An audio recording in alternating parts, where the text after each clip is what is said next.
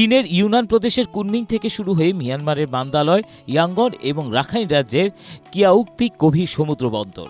সেখান থেকে সড়ক ও রেল নেটওয়ার্কের মাধ্যমে সরাসরি বাংলাদেশের কক্সবাজার ও চট্টগ্রাম।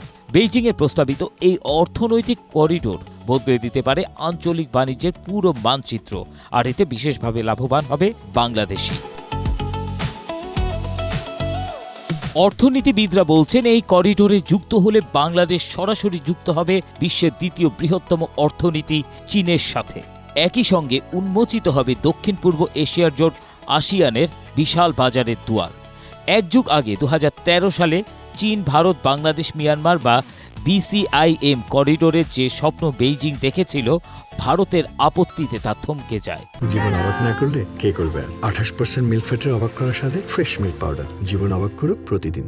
এবার দিল্লিকে বাদ দিয়ে নতুন ছক কষছে চীন, যেখানে অন্যতম অংশীদার বাংলাদেশ। এসব তথ্য জানিয়ে এক প্রতিবেদন প্রকাশ করেছে BBC বাংলা।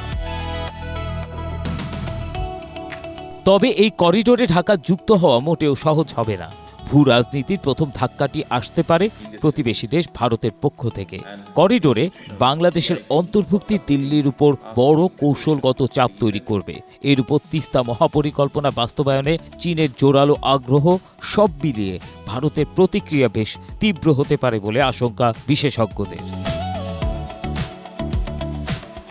বিবিসির প্রতিবেদনে আরও জানানো হয়, চ্যালেঞ্জটি শুধু আঞ্চলিকই নয়, বরং বৈশ্বিক। বঙ্গোপসাগরে চীনের এই কৌশলগত অগ্রগতিতে চোখ রাঙাতে পারে মার্কিন যুক্তরাষ্ট্র সহ পশ্চিমা বিশ্ব।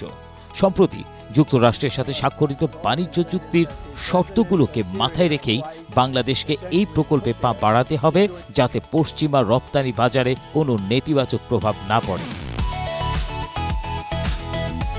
প্রতিবেদনে আরও বলা হয়েছে, সবচেয়ে বড় এবং তাৎক্ষণিক ঝুঁকিটি অবশ্য রয়েছে মিয়ানমারের ভেতরেই। দেশটির জান্তা সরকারের সাথে বিদ্রোহী আরাকান আর্মির রক্তক্ষয়ী সংঘাত চলছে। বাংলাদেশ সীমান্ত সংলগ্ন রাখাইন রাজ্যের একটি বড় অংশ এখন আরাকান আর্মির নিয়ন্ত্রণে। এই অস্থিতিশীল পরিস্থিতির মধ্যে করিডোর কতটা নিরাপদ হবে, আর বছরের পর বছর ধরে ঝুলে থাকা 12 লাখ রোহিঙ্গার প্রত্যাবাসন না করে মিয়ানমারের সাথে এমন মেগা প্রজেক্টে যাওয়া কতটা যৌক্তিক উঠেছে সেই প্রশ্ন।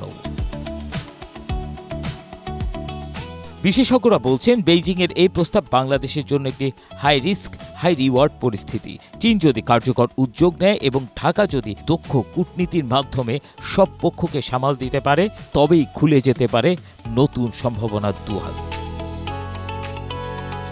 ABM Asaduzzaman, Asia post.